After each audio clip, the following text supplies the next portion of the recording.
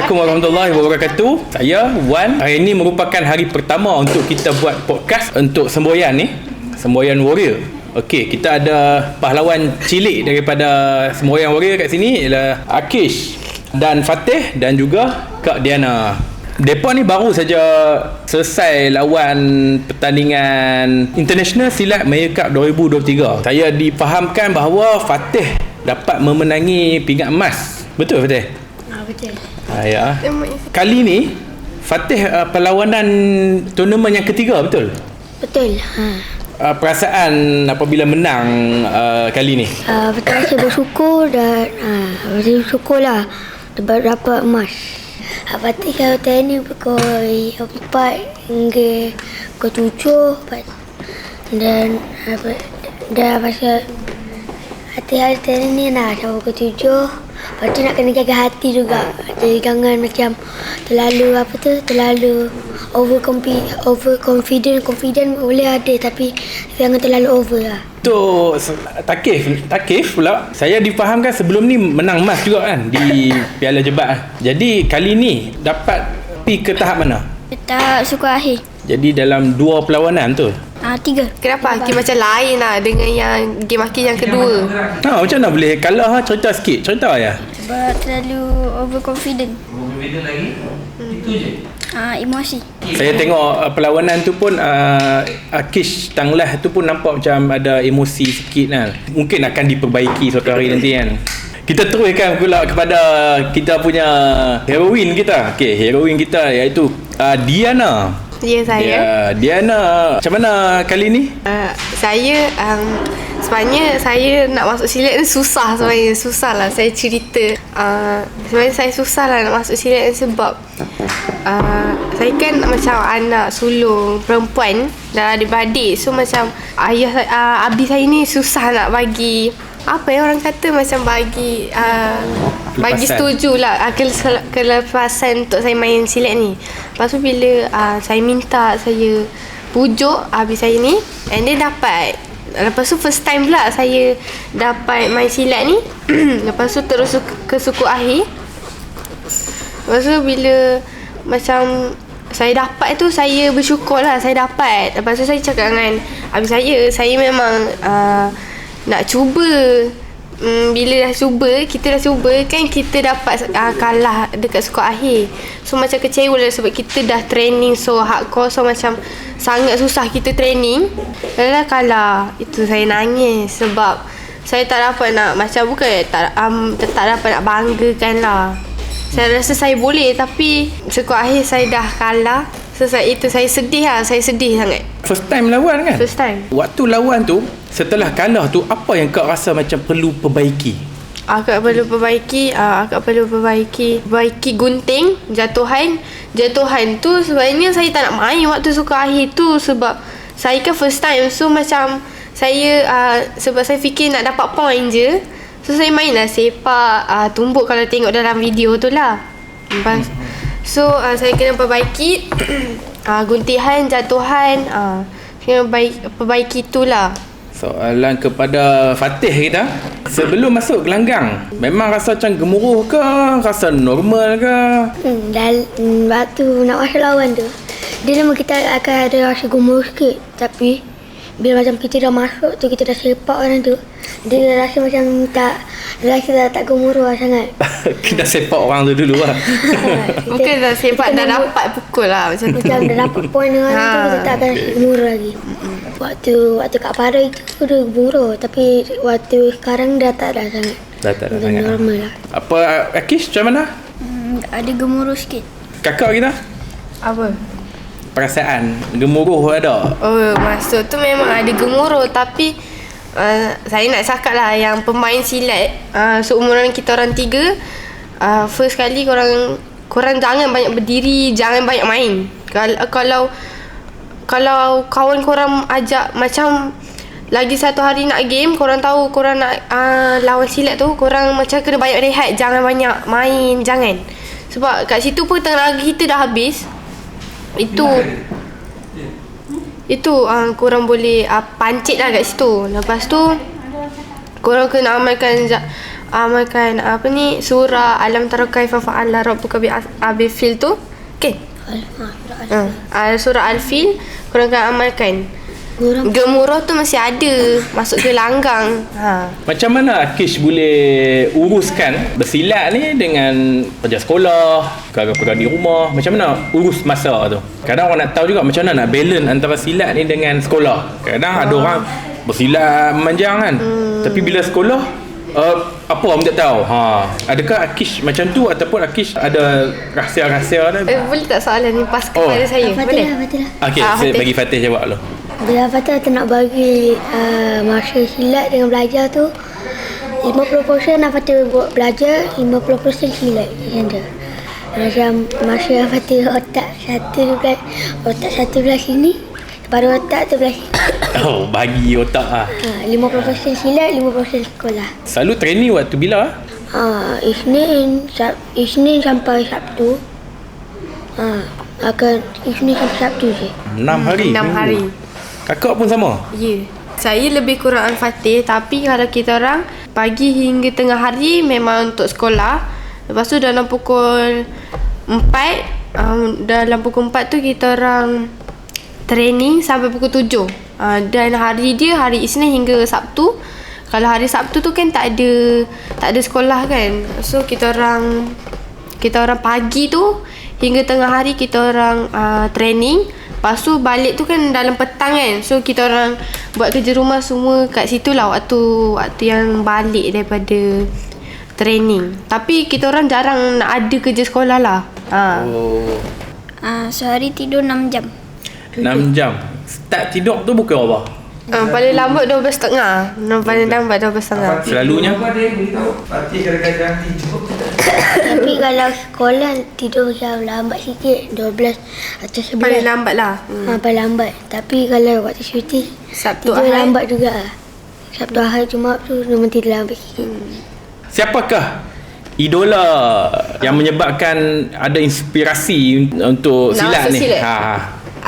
Pertama kali mesti Abi saya lah. Abi saya fighter. Abi saya fighter. Itu saya idolakan lah. Idolakan sangat. Kalau untuk tokoh-tokoh yang lama, yang zaman-zaman dulu, siapa? Zaman-zaman dulu Efrai. Satu yang mungkin kemungkinan nama dia Nur Farah. Lagi satu Farah? Lagi satu siapa dia tu? Apa entah nama tu. Dia cerita tokoh ni maksudnya tokoh yang agamawan lah. Tak faham maknanya macam mana. Tokoh-tokoh lama. Tokoh-tokoh dulu-dulu. Saya tak faham. Banyak idola saya waktu tokoh-tokoh dulu. Bagi 1, 2 ke? Fatimah Az-Zahra. Saya punya idola lah. Idola sangat lah. Kenapa? Sebab dia tutup aurat dengan sempurna. Saya ni tak tahu lagi lah bila nak istiqomah macam dia lah. Saya memang sangat idola lah. Fatih kita pula. Idola saya adalah Sultan Muhammad Al-Fatih. Okay. Dari kecil ni. Nama kecil. dia. Seorang je lah idola saya. Cerita sikit Sultan Muhammad Fatih dia buat apa? Dia tawan Konstantinopel. Dan idola kedua Khalid Al-Walid. Khalid Al-Walid lah. Sebab dia pandai bertempur. Dia bertempur tapi dia menang semua macam perang-perang apa-apa pun dia menang. Muhammad Omar. Muhammad Omar. Saidina Omar kan? Dia berani Dia berani menentang.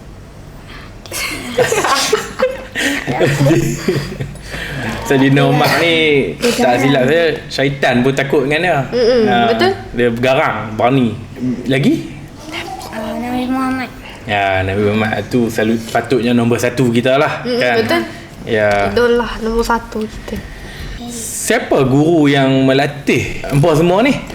Melatih kami bertiga. Pertama kali Aisyah dengan Abang Bakar lah. Selalu training kita orang. Betul. Waktu masuk Maya Cup ni, waktu kat Para, Aisyah dengan Abang Bakar training kita orang. Sampai menjadi juara lah. Dan Abi saya pun training juga. Kalau ada free hari saya training Sabtu Ahad. Ataupun malam. Saya training dengan Nabi pada umur 4 tahun. 4 tahun. 4 tahun. Umur tadi kau dah training dah. Oh, ni masa depan cerah Akish pun sama.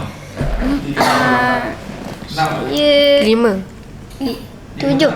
7. 5. Tak ingat. Aki 6 tahun. 7. 6. 6 tahun. 6 tahun tadi. 5 kali 5. Ha, 5. 5 tahun. Still awal 6 tahun Aki 5 tahun. Kakak? Kalau kau nak tahu, saya baru tahun ni. Baru tak tahun sampai ni? tak sampai setahun lagi. Oh. Saya training. Bulan ke? Okey, okey. Yelah berapa bulan je lah. Saya nak masuk kejohanan MBSA ni. Saya baru training 3 bulan, yang kalau betul-betul hardcore 1 bulan lebih je. Okey lah, dapat pergi suku akhir tu kan. Untuk first time training pun baru sebulan lah kira kan. Training dengan orang yang sama ke?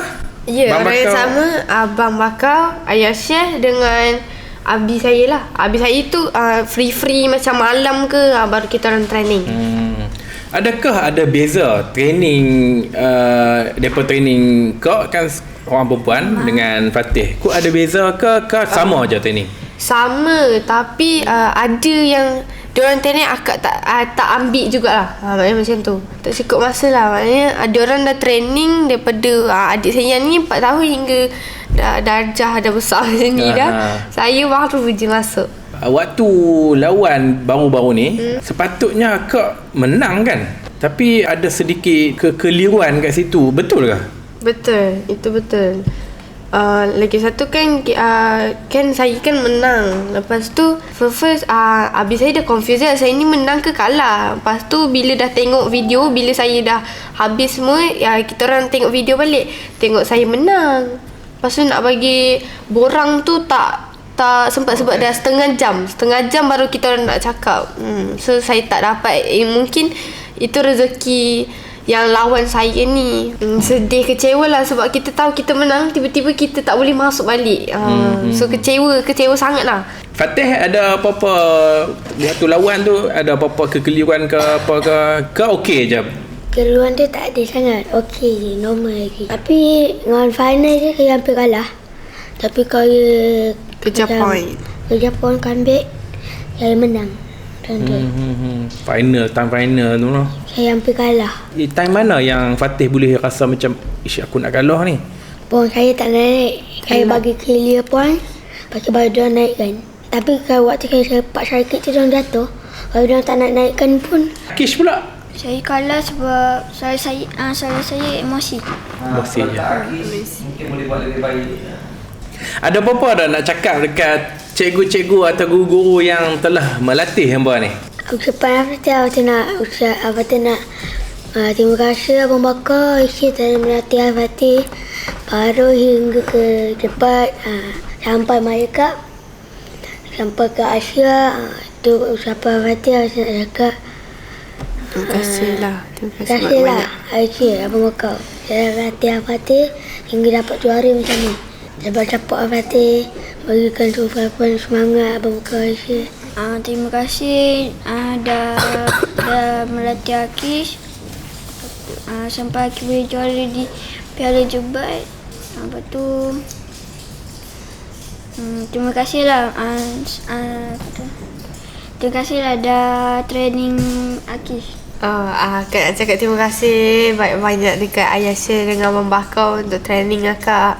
Terutama sekali pada Abi yang izinkan akak masuk silat. Terima kasih. Terima kasih lah Abang Bakar, Ayah Syekh. Terima kasih banyak-banyak ajar akak. Agak minta maaf lah akak tak dapat nak juara dekat MBSA. Minta maaf banyak. Apakah hobi atau minat Akish selain berada silat? Bola. Bola? Main di mana? Kadang-kadang kat rumah, kadang-kadang kat sekolah. Okey, Fatih pula. Kalau Fatih suka macam main game.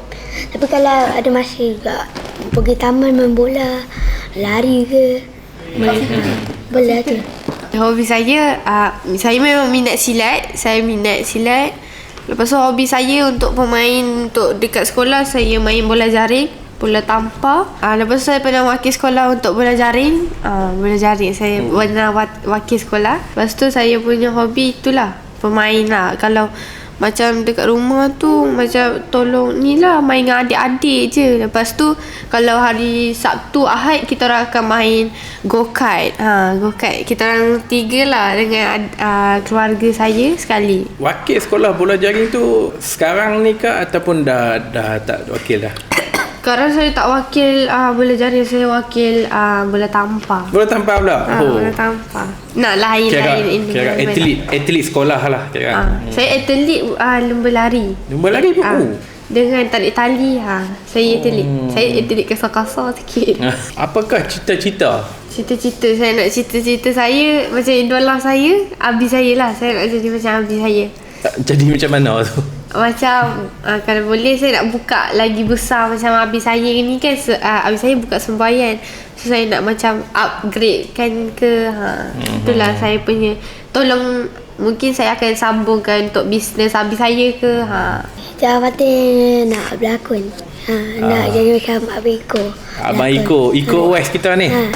Dia pesilat dari Indonesia kan. Akish Berlakon. action. Jadi pemain bola. Aki nak berlakon filem main bola ke? Pelakon pemain bola. Sebagai apa? Jadi penjahat. Kira ada pair lah kat sini.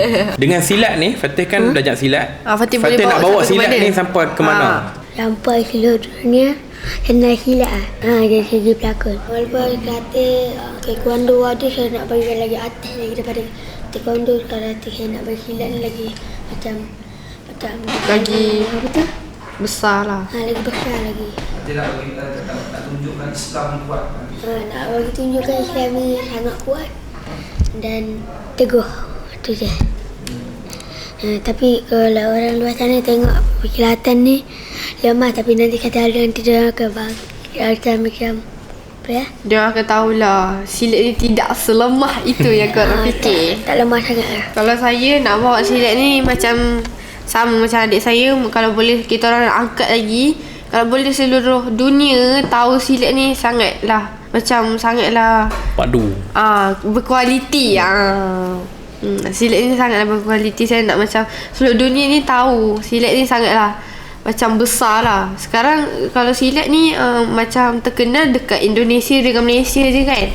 So saya nak macam silat ni nak terkenal kat seluruh dunia lah. Kung fu, karate semua tu, taekwondo dah sampai kat dunia dah. Kita bila lagi kan. So kita akan berkembang kan. Untuk silat ni kita akan bawa sampai ke dunia insya-Allah. Cakap kalau 13 tahun masuk lagi. Adakah hampa semua ni masih lagi akan join kejohanan-kejohanan mana yang akan datang ni? Adakah akan ada plan lagi untuk pergi the next? Sampai bila dia main? Kita orang tak pasti. Kita orang 50-50. Tak pasti lagi kita orang akan masuk lagi tak industri silat. Tapi kita orang masih industri silat tapi dalam bab lain. Tak masuk kejohanan lagi lah macam tu.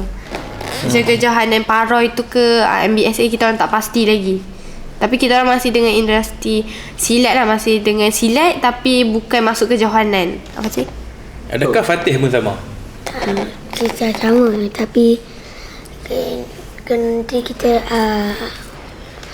silat tapi apa tu mana Dia dalam dunia filem lah.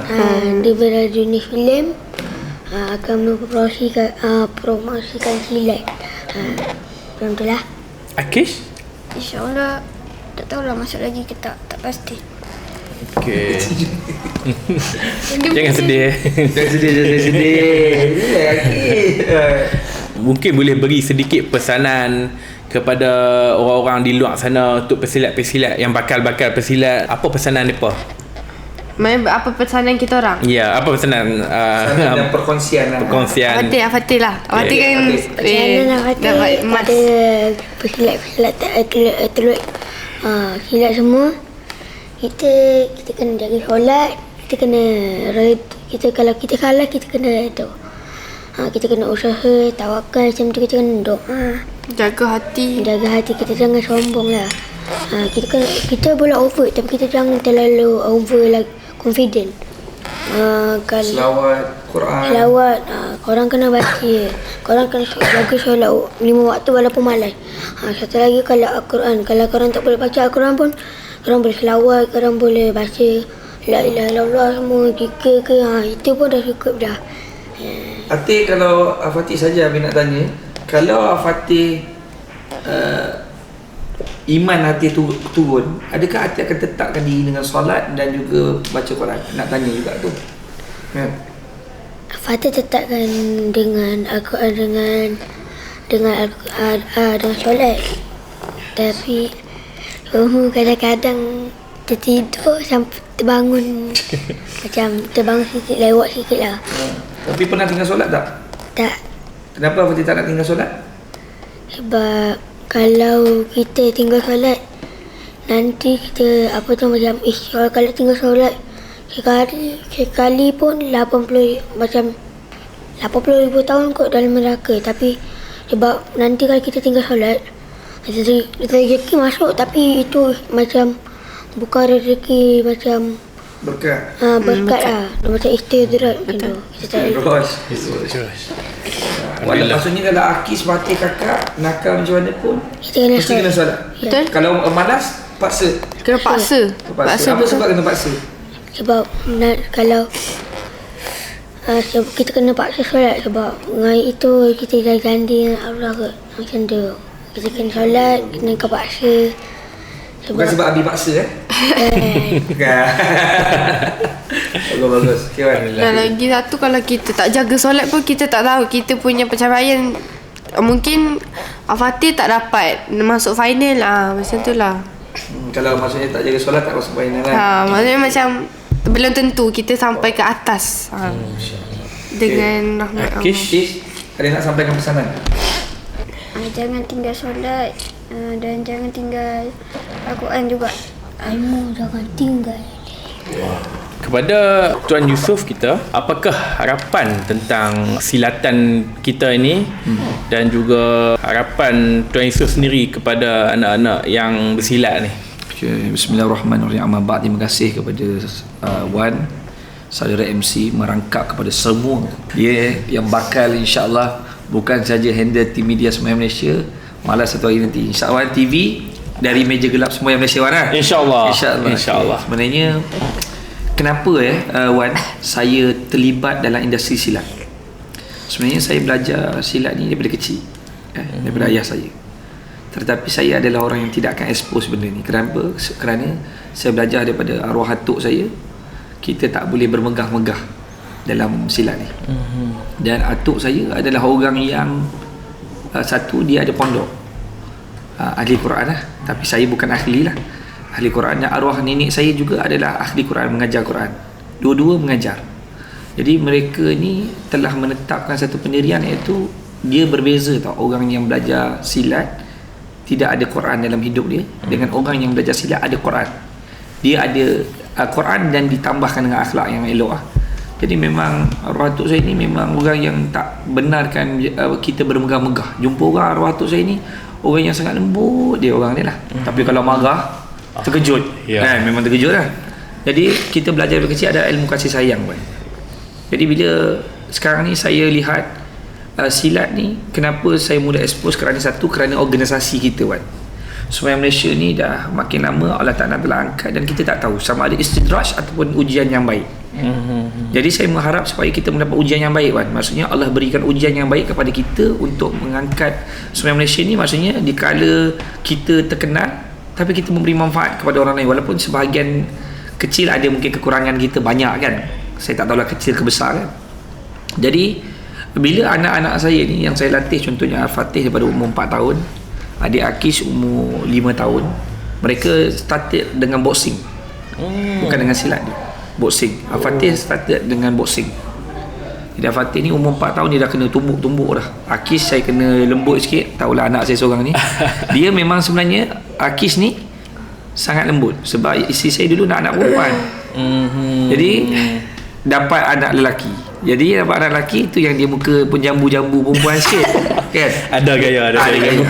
Jadi untuk train Akis ni luar biasa. Kerana dia seorang yang memang lembut. Lembut ni arti kata sifat yang lembut. Jadi macam mana nak train dia tu memang sukar kan. Tetapi saya bersungguh-sungguh, saya berdoa kepada Allah, dan sebenarnya kadang-kadang berisih faham juga dengan isteri tercinta saya, baby manja ni. Kadang-kadang manja, Akis tu tak. Saya pula nak anak saya jadi warrior lah, nak jadi warrior. Isteri pula tak nak anak saya dikasari semua kan. Masuklah Fatih ke kakak, memang of course dia dimanjakan lah. Kerana dia perempuan. Saya pegang apa yang Rasulullah cakap, anak perempuan ni kena dijaga dengan baik. Tapi anak laki-laki saya tak bagi can. Saya memang training hardcore. Memang hardcore. Memang bagi aja. Jadi dari kecil lagi dia berikan training yang hardcore. Tapi cuma Akis ni saya bagi kelonggaran sikit. Kerana saya berikan ni kan. Sebab tu kadang-kadang orang tengok Akis ni nampak sweet kan. Kerana dia memang orang yang bukan pada asalnya seorang fighter. Dia memang bukan saya train untuk bukan fighter. Tapi jadi macam ni kerana apa? Kerana kemahuan dia, diri dia sendiri, semangat dia. Semangat dia jadi fighter tu kan. Abang dia kita tak payah cakap lah. Sebab tu lah abang ni nama pun Muhammad Al-Fatih kan. Tapi abang dia ni memang daripada kecil, kalau saya tekan macam mana pun dia tidak mudah menangis. Akis dia tak mudah menangis. Fatih dia hanya menangis kalau dia sedih. Kalau dalam training dia takkan nangis.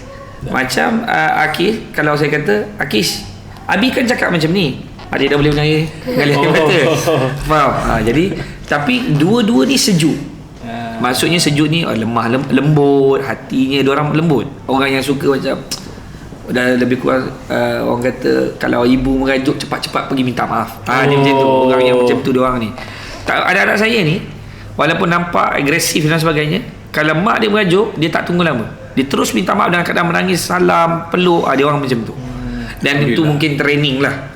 Sebab mak dia tak payah marah diorang. Mak dia menangis je. Mak dia macam sedih je, dia orang semua akan bersusun. Alhamdulillah mereka diberi anugerah itu.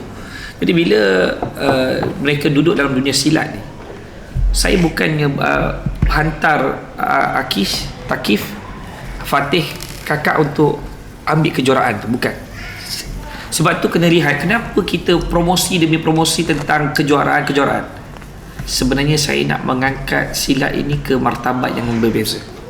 Contoh, kita tengok banyak juara-juara dunia, tapi ke mana mereka selepas itu? Yang kita lihat kita pula di Sembahyang Malaysia nak buat besar, kita tidak ada peruntukan. Dan kami wujudkan Sembahyang Warrior bukan kerana nak mencari pendapatan, tidak. Walaupun dalam Sembahyang Malaysia ada sebahagiannya adalah mencari pendapatan, service consultant, security company kita, legal firm kita, kita buat team media kita, kita cari pendapatan, merchandise kita, perniagaan kita, sampai jual Maggi lah sekarang ni. Kita dengan nak keluarkan Maggi dan sebagainya, pernah juga macam-macam kita jual. Jadi kenapa kita masuk industri F&B? Cari pendapatan untuk menampung persatuan. Jadi untuk dalam Sembahyang Warrior, Akademi Sembahyang Warrior bukan untuk mencari pendapatan. Tak boleh. Wan pun tahu kan. Pelajar kita pun pelajar-pelajar yang terpilih saja yang kita pilih. Dan yuran pun bawah RM150. Kalau kita nak biayai Sembahyang Warrior ni, kurang-kurang kita kena ada sebulan kurang-kurang RM30,000. RM30,000 lah. Kita masuk kalau equipment, bukan maksud saya tu termasuk dengan tenaga pengajar dan rental dan semua, lepas tu dengan logistik punya duit, transportation dan sebagainya. Tapi adakah kita boleh dapat pendapatan dalam Sembahyang Warrior? Tak boleh. Kalau kita ada 200 pelajar, baru RM30,000 kita boleh dapat. Tapi kita tidak ada pelajar sampai 200. Walaupun kita ada sahabat semboyan di seluruh Malaysia, tidak. Jadi sebab tu orang tanya kenapa kita wujudkan Akademi Sembahyang Warrior? Kerana saya nak bawa kita kepada satu prestige yang lebih tinggi, iaitu disiplin. Tunjukkan corak silat ini dalam bentuk yang lebih orang kata lebih impact. Contoh ni, kita tengok Iqman, Akis Fatih kakak. Iqman, siapa dia punya hero? Aktor dia Donnie Yen. Macam mana dia build up? Pertama dia build up, yang kedua macam mana dia groom, tahu kan? Dia groomkan Chinese Kung Fu daripada filem. Cerita ni, filem yang pertama collection dia berapa? 4 bilion. Iman yang pertama koleksinya 4 bilion. Kenapa Iman boleh dijual di seluruh dunia di antarabangsa? No censored. Ada tak dalam Iman yang pertama sampai Iman nombor 4 ada censored? Tak ada. Tidak ada censored. Tidak ada menunjukkan tidak menunjukkan sexual harassment. Tak ada, semua ni tak ada. Tapi dia dijual sehingga di antarabangsa seluruh dunia, all the Netflix, cinema, panggung semualah ni beli. Dan collection boleh pergi pada 4 bilion. Kenapa boleh pergi 4 bilion? Okey, contoh kita ambil Mak Kilau. Mak Kilau, kenapa dia boleh jual sampai 100 juta hanya di Malaysia, Indonesia, Singapura? Kalaulah seluruh dunia beli Mak Kilau, boleh dapat 4, 5, 6, 7, 8 bilion tak? Boleh. Tapi kenapa tak boleh dijual ke sana? Kerana kita tak bawa dia. Kita tak hantar filem ni. Sebab filem Ip Man boleh dijual di seluruh dunia kerana semua negara nak tengok, watch the movie. Jadi itulah sebabnya kita buat. Jadi sebab tu anak-anak saya ni, saya beritahu orang senang je, bukan datang untuk jadi juara. Saya cuma nak bawa mereka supaya promosi ini pergi dan legasi. Wan pun tahu viewers kita, kalau kita tengok di YouTube, Fatih ada satu portal dari Indonesia pun sampai 11 juta view. Di kita punya TikTok pun, TikTok kita saja 7 juta. Facebook kita achieve dekat 5 juta kan, waktu di Paroi, continue. Jadi sebenarnya hanya nak tunjukkan silat ni. Jadi terpaksa ada model. Ada Fatih, sekarang ada Akis, ada kakak. Itu saja.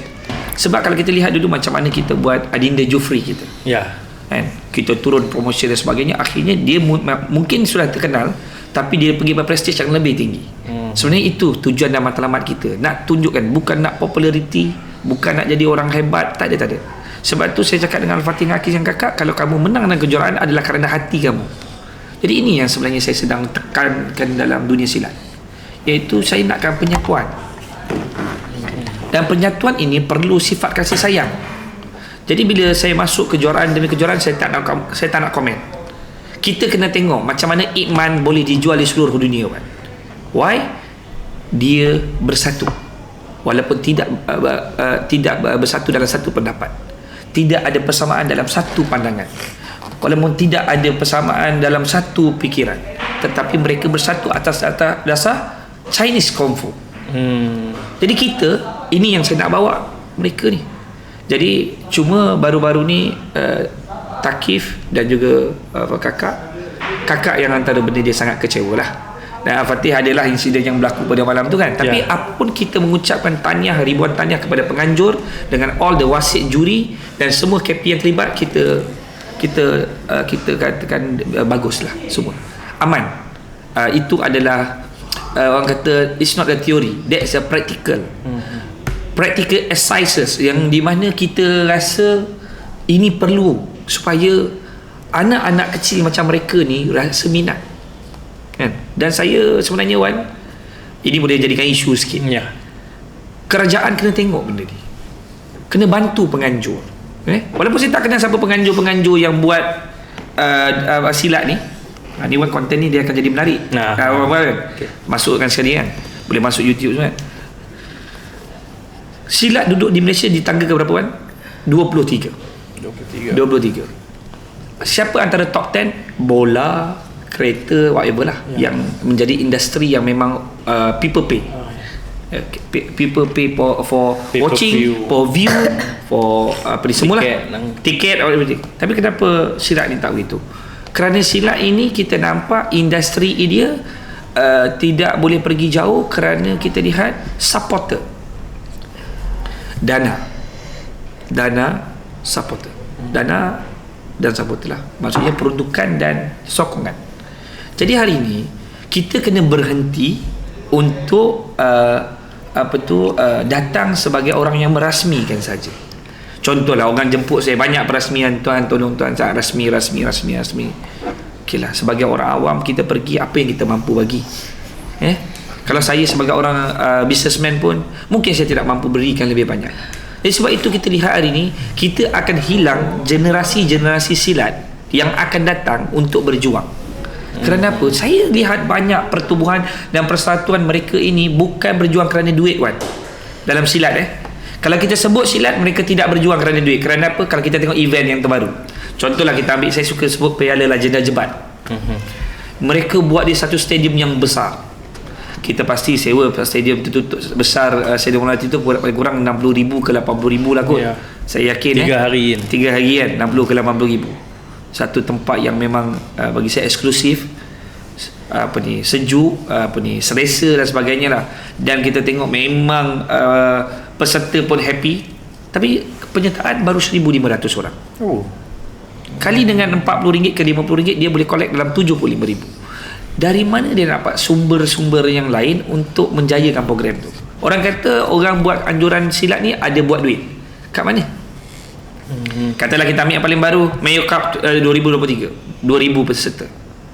Kali RM40, RM50, baru RM80,000 ke RM100,000 untuk satu peserta.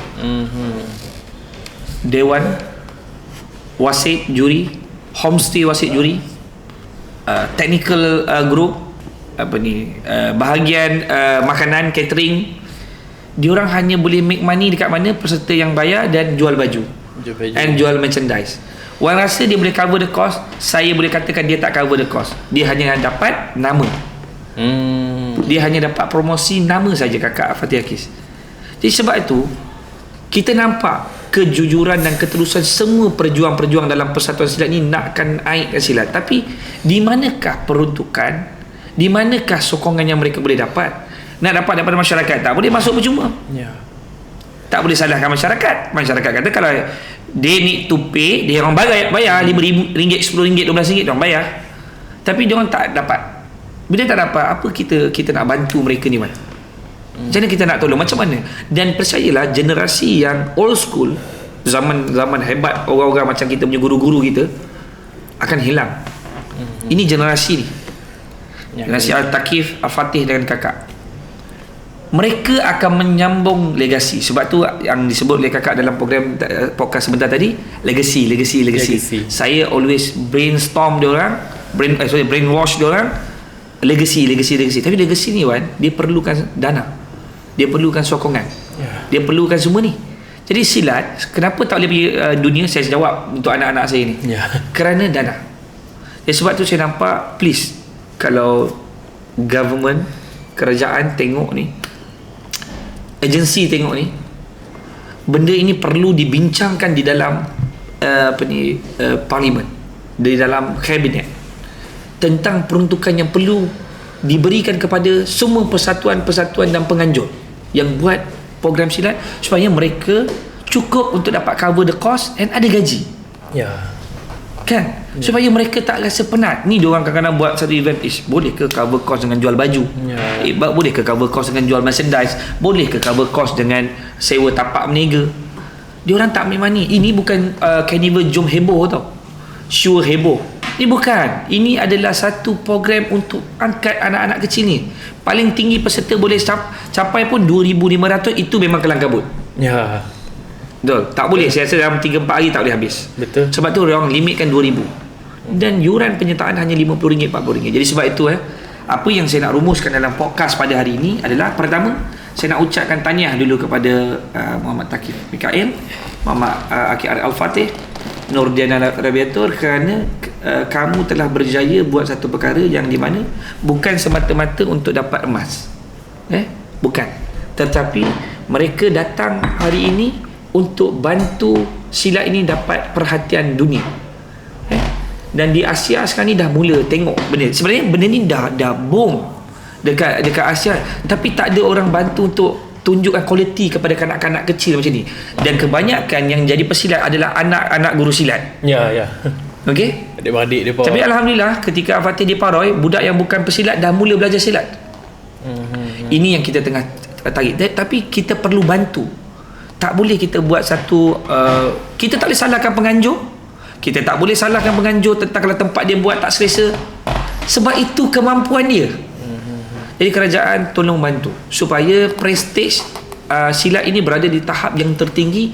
Kalau kita tengok, buatlah di tempat yang di mana dia orang boleh bayar biaya. Contohnya macam contoh, saya ambil paling mudah, saya berikan tabik hormat kepada Piala Legenda Jebat 294. Saya rasa itu satu lokasi ataupun venue yang perlu kita buat tempat untuk anjuran silat. Tapi kalau buat di situ, saya difahamkan diorang habis dana dekat 200,000 lebih. Peserta baru 1,500. Dari mana hasilnya dana yang dapat oleh Piala Legenda Jebat 294? Abang saya Tobat sponsor dan dia cari duit sendiri. Jadi kalau kita tanya, gila lah, kenapa nak pergi buat dekat tempat yang kau tak mampu? Kenapa kau nak cari sponsor? Kenapa kau nak cari duit sana sini? Itu saya nak bagi tahu. Inilah perjuangan orang-orang silat. Perjuangan orang-orang silat. Okay. Kalau kita tengok lain-lain punya persatuan, contoh yang terbaru ni kita pergi Mayo Cup 2023, itulah perjuangan mereka. Sebab mereka nak juga silat duduk dekat mana, Wan? Dekat di mata masyarakat, di mata dunia. Tapi siapa yang bantu mereka? Sebab itu apa yang saya boleh kata hari ini, kita perlu sokong dan beri bantuan dana, dan kerajaan di bawah Kementerian Belia, Sukan dan Negara, mana-mana YB Menteri, mana-mana YB Datuk Menteri perlu bincangkan, walaupun silat duduk di prestij yang ke-23 di Malaysia, tetapi mereka ini perlu didapatkan pembiayaan yang sepatutnya. Kenapa hari ini kita lihat pelumba basikal boleh mendapat gaji yang tinggi? Kenapa kita melihat pemain bola mendapat gaji yang tinggi? Kenapa kita melihat pelumba kereta mendapat gaji tinggi? Saya faham all the sponsor yang datang. Tetapi kenapa silat tidak boleh mendapat sponsor? Sedangkan kita boleh adakan ikon-ikon seperti anak-anak kecil ini. Contohlah Muhammad Al-Fatih, Muhammad Takif Mikael. Kalau dia ada video yang memberi impact yang besar, viewersnya juta-juta, jadi why not kita jadikan sebagai satu iklan? Contoh, marketing. Sebenarnya sponsorship masuk, kerajaan bagi dana kerana dia punya marketing. Betul, setuju dengan saya? Jadi sebab itu saya bagi tahu kenapa kita perlu angkat pesilat-pesilat yang sekarang sedang bersilat untuk negara kita ni, yang bersilat untuk dunia ni. Build up mereka dengan media, conquer mereka dengan media, bantu promote mereka dengan media, sehingga mereka dilihat seperti pemain bola, seperti mereka seperti pelumba kereta.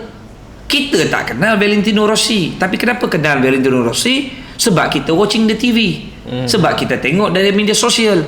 Kerana kita tengok, jadi apa pakaian yang dia pakai, sponsorship masuk dekat baju dia, maka dilihat sebagai satu promotion. Jadi sponsorship akan masuk. Why not, kenapa dalam dunia silat kita tak buat? Baju silat yang dia pakai tu, bubuh je lah semua sponsorship kat situ. Betul juga. That's one idea, satu idea. Lepas tu kalau kita lihat, kalau dia pakai bag atau whatever, daripada bag dia kita boleh buat, dan jadikan dia ikon. Kan? Kita tengok kan, macam contohnya Rabiul, seorang bekas pesilat, masih lagi pesilat negara, juara dunia. Adinda Jufri Jamari, siapa tu, pesilat negara yang perempuan tu, siapa? Siti Rahmah, 3 kali juara dunia. Khairi Adib. Kita ada siapa lagi, Fatih? Muhammad Akid Arif Fatih, InsyaAllah juara dunia. Muhammad Taki Mikael, InsyaAllah. Okey, maksudnya siapa lagi juara dunia? Ramai. Tapi kenapa mereka ini tidak diwar-warkan? Kenapa mereka punya legasi ni, kehidupan mereka tidak diwar-warkan? Dan saya pasti di masa akan datang nanti orang akan malas nak masuk dalam dunia silat. Orang tak nak, orang menyampah. Orang cakap tak boleh, aku gaji tak cukup, anak isteri makan tak cukup, macam mana legasi aku, macam mana. Dia mengajar setiap hari bagi nak gila. Contohnya, kalau Al-Fatih dengan Taki Mikael diteruskan dalam dunia silat dengan kakak, adakah dia boleh hidup dengan silat? Tak boleh. Sebab itu saya beritahu mereka, silat is a legacy. Yang kamu kena buat adalah perniagaan. Kamu kena buat mereka. Al-Fatih kena ada perniagaan dia, abang dia kena ada perniagaan abang dia, adik dia kena ikut abang Fatih, kena buat perniagaan, kakak kena jadi accountant saya lah. Dia tak boleh pergi jauh-jauh lah, sebab dia anak perempuan ikat lah, tak boleh jauh-jauh, tapi dia boleh jaga company lah, tapi tak boleh jauh-jauh lah. Jadi kena sama-sama lah, sebab benda ini perlukan legasi, perlukan dana. Jadi ini yang saya maksudkan, kita kena ada promoter. Kita ada kena promoter. Okey, kalau kerajaan tak boleh nak bagi duit yang banyak, kita kena wujudkan sponsorship. Sponsorship ni kena ada promoter. Maksudnya kerajaan kena plan sama-sama. kerajaan kena plan sama-sama, panggil pertubuhan-pertubuhan silat, pesaka ke whatever, panggil lah, duduk bincang macam mana ni kita nak buat supaya semua silat ni menjadi ikon. Macam mana silat ini supaya mempunyai dana yang cukup. Ini pelumba motor gaji sampai ratus ribu. Yang kalau dah main sampai luar negara ni, pelumba kereta ada setahun dapat kontrak dengan Petronas 10 juta US dollar. Tu dia. Pelumba kereta siapa nama tu? Syah apa? Saya tak ingat lah. Yang pelumba kereta yang memang dapat sponsorship daripada Petronas tu siapa? Yang asal main go-kart. Ada seorang tu, dia sekarang dia pelumba kereta, dia main kat Asia, main dunia dia kalah, kat Asia dia menang. Kat Asia dia menang pun sponsorship setahun 10 juta US dollar kan. Puas hati. Yes. Dia duduk dalam, dia melumba kereta, dan kenapa dia boleh dapat duit yang banyak? Sponsorship. Dan sponsorship ni ada kat kereta dia ke, kat bag dia ke, dekat ni ke, kat photoshoot whatever. Itu sama dengan pemain bola sepak legenda dunia seperti Ronaldo, semua ni kan. Kenapa? Kerana promosi. Bila dia duduk kat satu-satu gambar tu meletup, dia duduk pegang cawan ke, iklan lah. Semua ini datang daripada advertisement. Jadi sebab tu saya nak bagi tahu, kita kena pergi ke pesada dunia yang begini. Jadi semua, kalau kita tengok macam orang sebut tadi Muay, kenapa Muay dunia ronten, sekarang ni alhamdulillah anak muda yang Fatih suka abang tu apa? Johan Ghazali. Johan Ghazali, orang Perak kan. Sekarang dia dah dapat kontrak 100,000 kan. One championship. Jadi inilah saya nak bagi tahu, jangan silat ini kita biarkan. Sebab itu apa yang kita boleh cakap dalam rumusan kita pada hari ini adalah, inilah matlamat saya Wan. Jadi orang kalau kata kenapa ni Yusof Hazmi beria-ria ni naikkan anak-anak dia, tak, saya nak bagi tahu, saya nak naikkan silat. Saya nak naikkan silat. Saya nak bagi tahu, kita kena cari duit sendiri. Kita kena fikir macam mana sepanjang karier dia orang dalam dunia silat, daripada Fatih umur 5 tahun 4 tahun, Akis 5 tahun dulu silat. Jangan silap, ini abang tu, ni adik okey. Jadi diorang ni dengan jurulatih, dengan coach, dengan saya sendiri kena training, lepas tu dengan dana keperluan, kadang-kadang nak kena bawa diorang satu benda yang bagi diorang rilis, nak build up jadi juara diorang ni. Yalah. Bukan senang kan, bukan kita ada dana, tapi inilah orang kata taruhan dan juga perjuangan. Begitu juga dengan semua pertubuhan-pertubuhan. Tinggalkan rumah, bawa 4-5 hari, duduk sewa homestay, duduk berkelimpangan, ada yang bantang kemah, tidur dekat dalam kemah. Jadi ini yang sebenarnya saya rasa kita kena tukar. Nak kena cari minat mereka. Nak bagi diorang minat dalam dunia silat, mereka kena ada dana yang cukup kan. Boleh cerita pasal minat, tapi kalau nak kena duit, nak bayar minyak pun tak ada, jadi tak boleh. Sebab tu apa yang saya boleh cakap hari ini adalah sekiranya diberikan keizinan Allah, apa yang kita sedang buat kan untuk diorang ni, legasi mereka ini, mudah-mudahan dengan promotion yang kita buat ni, akhirnya silat pergi ke prestige yang lebih tinggi, kan, pergi lebih tinggi, dan akhirnya mendapat sponsorship yang banyak dan jadi promoter. Mungkin depan ni contoh kan, Fatih dengan Takif dan anak-anak cilik mana yang jadi juara tu dengan promotion yang betul, mereka pula pakai baju contoh ada logo ni. Jadi itu privilege kepada produk tu dapat privilege. Jadi diorang akan naikkan rating produk tu, jadi diorang dapat sponsorship. Jadi benda-benda macam ni kena ada dalam dunia silat. Kita tak boleh fikir buat kejuaraan, lepas buat kejuaraan, habis kat kejuaraan kita dapat nama untuk penganjur sebagainya, penganjur pening berhutang sana sini, tak cukup kan, penganjur berhutang. Dan jangan tipu saya, memang penganjur kadang-kadang berhutang, kesiankan mereka. Sebab tu saya cakap mana-mana persatuan, saya cakap kepada pesaka Malaysia juga, pesaka Malaysia kena bincangkan benda ini dengan kerajaan. Supaya apa? Supaya memikirkan bagaimana atlet silat negara, atlet silat cilik ini, tak apalah kalau main age macam diorang ni masih lagi boleh pertimbangkan. Tapi kalau sampai jadi career, umur dah 18 tahun 19 tahun, inilah hidup dia, dah sekolah tak ada, memang dia fokus kat silat ni, atlet, tiba-tiba habis silat, contohnya Adinda Jufri umur 30 tahun dah tak ada, tak tahu nak pergi mana, kena fokus jadi jurulatih. Berapa banyak dia boleh dapat? Kalau tak ada berniaga, tak ada bisnes kan, saya ambil antara yang paling dekat dengan kita kan. Jadi macam mana? Sama juga kalau Al-Fatih dengan Takif dengan kakak duduk dalam dunia silat, adakah mereka akan boleh build up pendapatan? Tak boleh. Jadi diorang kena ada career lain, baru boleh diorang apa ni. Jadi sebab itu saya bercakap soal karier silat kepada anak-anak kecil dan juga sehinggalah menjadi pesilat negara dunia yang menang world champ semua ni. Mereka ni, ini karier dia orang. Tak mungkin allowance dia orang 2-3 ribu sebulan. Tak mungkin gaji dia orang 2-3 ribu sebulan. 2-3 ribu sebulan ni Wan, kalau dah main sampai tahap dunia, tak mungkin sebab dia tinggalkan keluarga Wan. Dia tak macam kita. Betul. Kalau 2-3 ribu duduk kat KL, balik rumah hari-hari, Lain lah. ini 2-3 ribu tinggal anak isteri. Duduk dekat dalam hostel sampai 2-3 bulan, dikurung untuk tunggu perlawanan nak fight.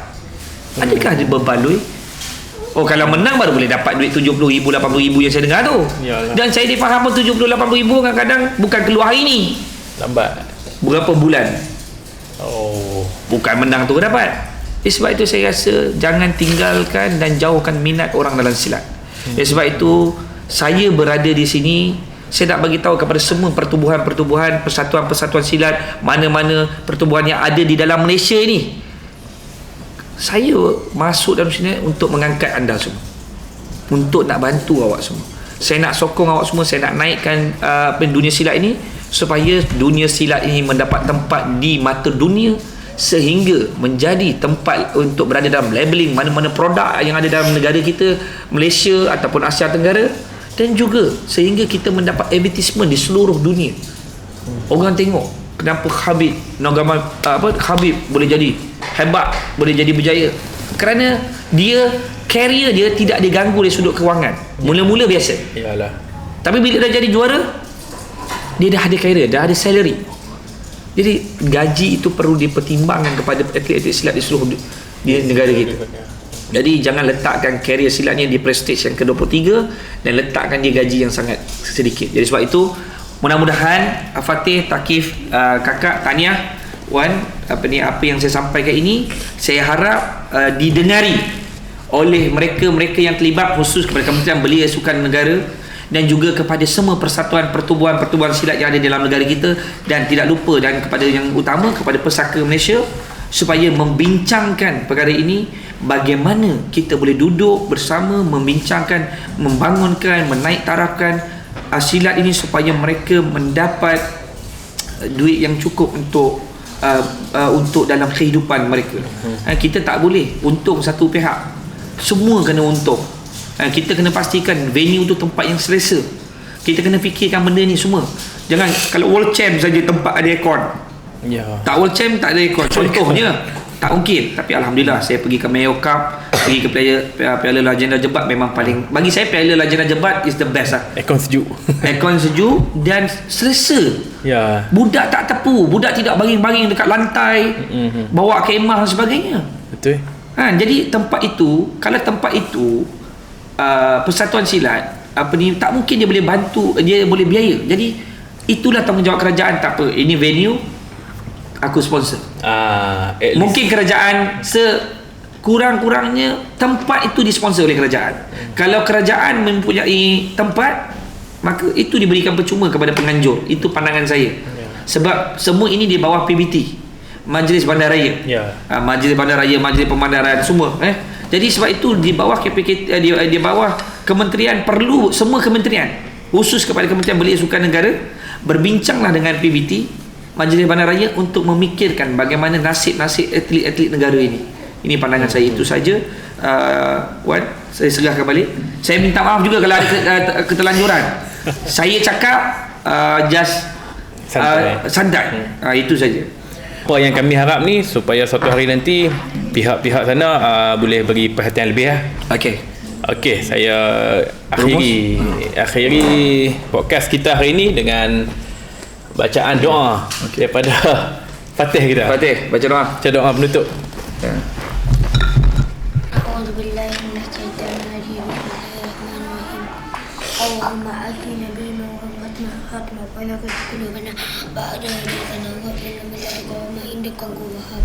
Rabbana atina fid dunya hasanah wa fil akhirati hasanah wa qina adzabannar wa sallallahu ala sayyidina Muhammad wa ala alihi wasallam. Ma naqulu amma yusulu salamu ala mursalin walhamdulillahi rabbil alamin.